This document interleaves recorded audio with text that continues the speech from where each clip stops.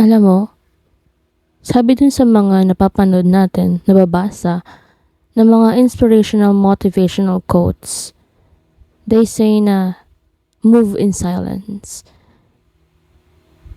Pero bakit nga ba? Bakit kailangan tayo mag-move in silence? Hindi ba mas maganda na sinashare natin sa iba yun? Kasi,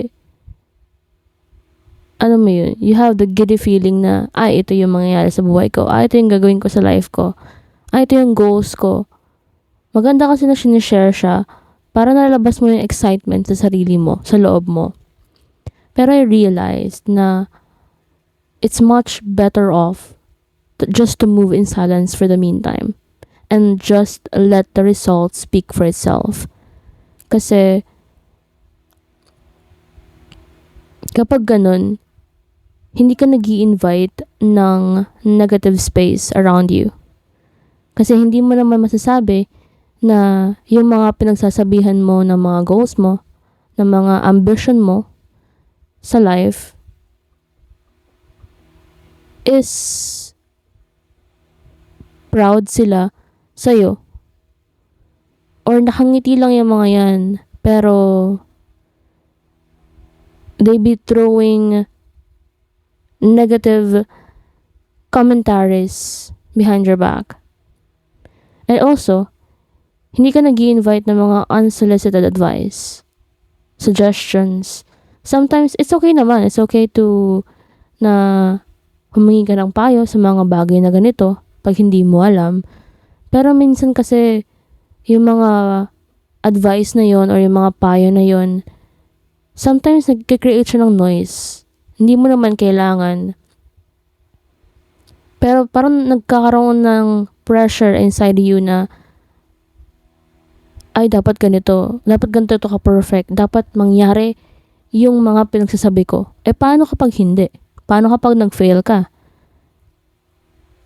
It's not just a burden for your own self, but also the burden na, sinabi ko na itong mga bagay na to sa ibang tao.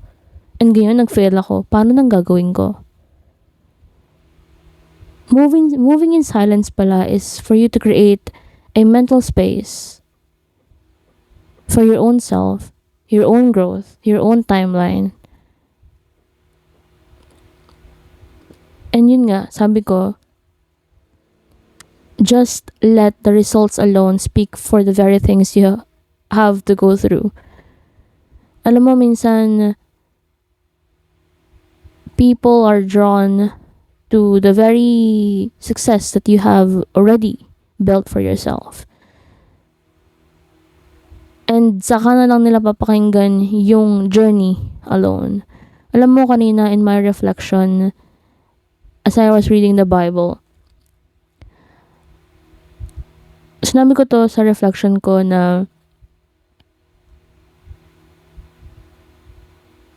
the journey itself is painful. And the very things na maalala mo before or after, the very things na na-achieve mo na yung answered prayer na yun is how painful that journey was. Pero come to think of it, if hindi mo pinagdaanan yung mga bagay na yon, yung journey itself na yon, hindi mo mararating yung bagay na meron ka ngayon, hindi ba? And doon ko na-appreciate na I should be grateful for the journey itself because it led me to become the new version or the answered, naarating mo yung mga answered prayers na yun.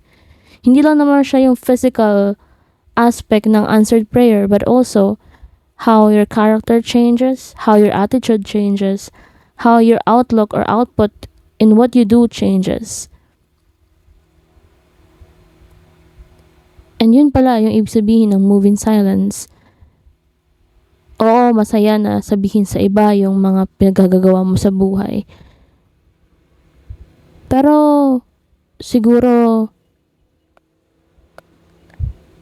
try natin na sa atin na lang muna. Kung talagang gustong-gusto mong i-release yung excitement na yun, talk to God.